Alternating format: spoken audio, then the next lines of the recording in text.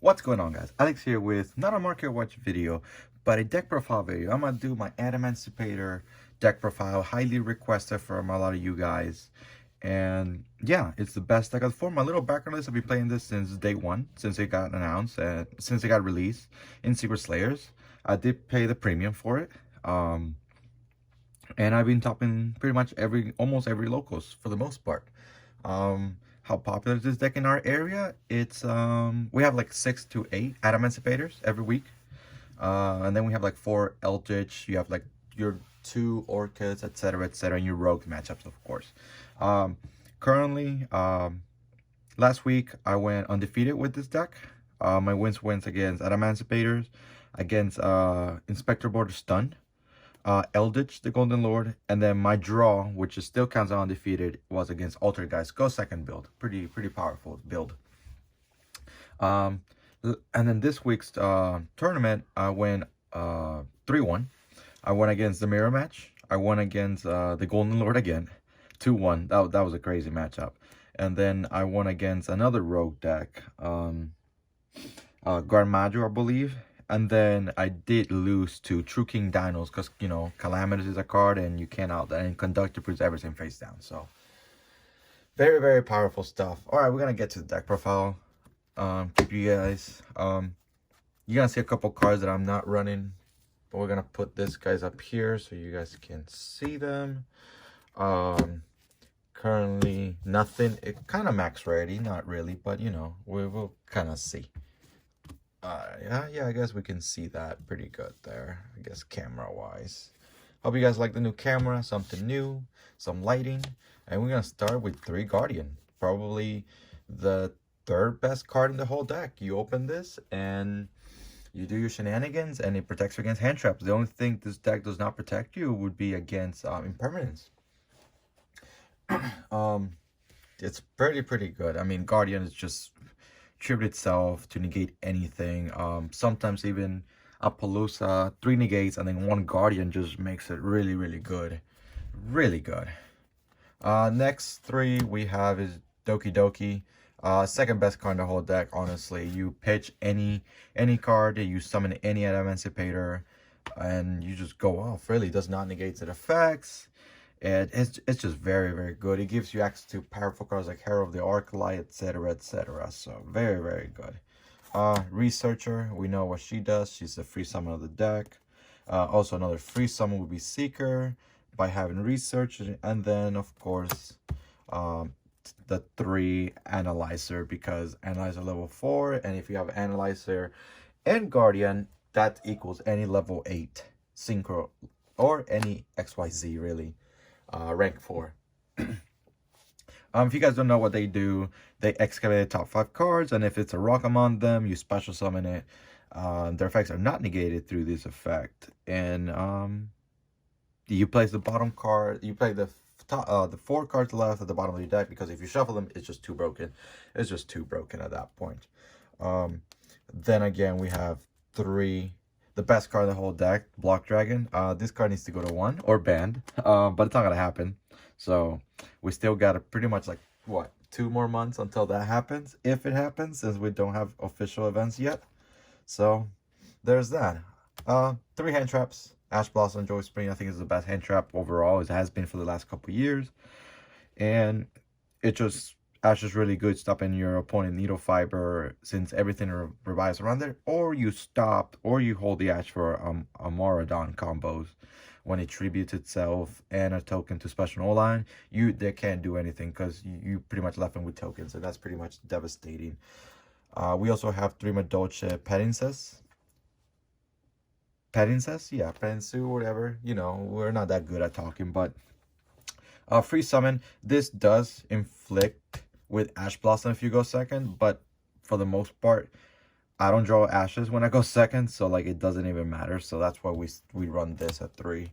I only run 2 Adhara. I think 3 is a little too bricky. I think 2 is perfectly fine.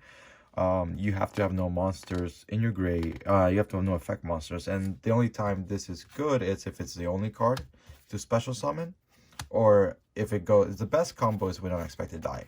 but I don't want to see it too much. I like to see it when I see it, and if I don't see it, it's good. And a nice little tech with this, you can run Relinquish Enema, and you can take someone's monster from the Sony Points 2 away. Really, really good. We also have 2 Go Go Go Gigas and then 2 Crusader. Crusader just being good, sat in it, gets destroyed, you flip something face down, or you beta negate. It's just a really, really good card if you're trying to get out of really problematic cards. Just really good overall. Yeah, it just I think it's underrated. I think this deserves a foil upgrade, just saying. And Gigas, because this could be anything. It's just because I pay $7 for mine, and yeah, so I have to play them, you know what I mean? Also, it does come up, the 22 defense, it does come up sometimes. It did come up against an inspector boarded. I said it, he attacked. Oh, minus 200. Look, I'm winning. Haha. Angel Trumpeter, Beta, Idol, Gigantes. Let's fix that for you guys a little better because you guys can't really see it. Of course, and then the Dragon Buster, Busted, Destruction Sword. Such a powerful card. You lock anything out. You Dark Ruler, man, this is still live. You have to have a combination with something else. It's just a very, very powerful card, and I love it. It's getting a foil upgrade. Hopefully a Secret Rare in Battles of Legend. I'll be okay with an Ultra, but I think you just will look so gorgeous in a Secret Rare, and I would love that. I would love to see Whipping Idol as an Ultra just to get a little foiling, but we don't have to. I mean, the card is beautiful. That's it for the monsters. A lot of monsters. A lot of that. Of course, you already guessed that I am playing the Unexpected Die engine because you saw Angel Trumpeter and Beta. Really good engine. So good. Against the Eldritch player, he had Herald. And then I went Unexpected Die, and he was a negate. I was like, that's fine. It was a second Unexpected Die because it's not once per turn. Yeah, that felt really good. I love Unexpected Die. Such a... You can include Unexpected Die almost in every deck if you really think about it. It's a free 7. And something different than most builds. I do main 2 Dark Rulers no more. Reason being, my locals is heavily Adamancipators and Eldritch, combo Eldritch. And there's like 2 stunt players there. So I do have to main him in case I don't win the die roll, whichever it goes.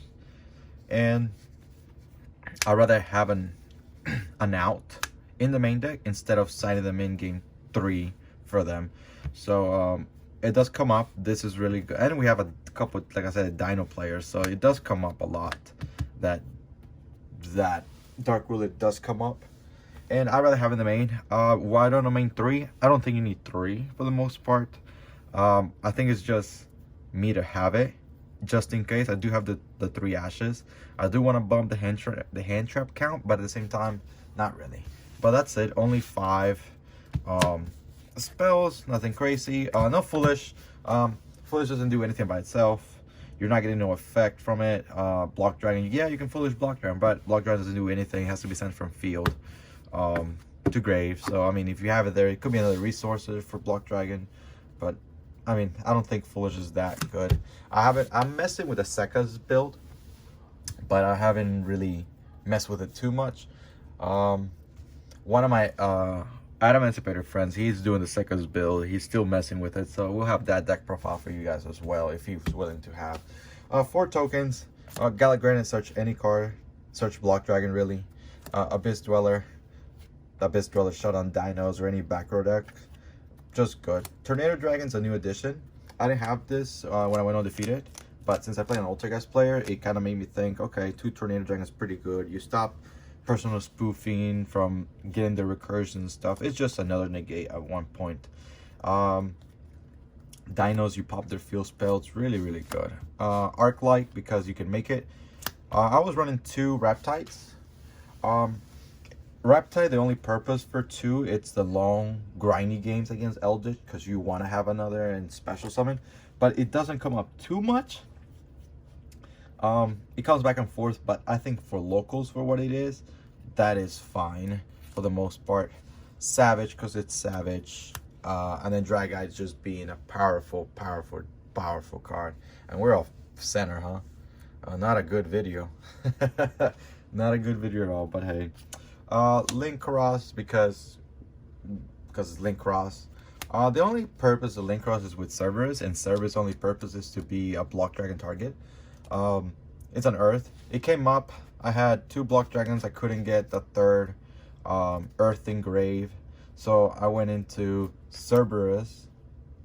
So that was, I have 2 Earth Engraves. Cerberus was on field, so I was like, okay, get rid of Cerberus, summon Link Cross. I have 3 block dragon, and then just go off, sir.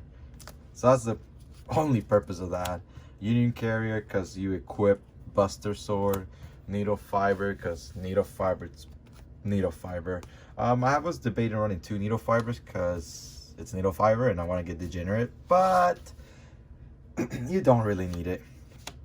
Trisbania because my local has a little bit of back row deck, a little bit of back row, a couple Altergeist Sky Striker players. So this comes up, and it does come up in time. You can burn it for 500.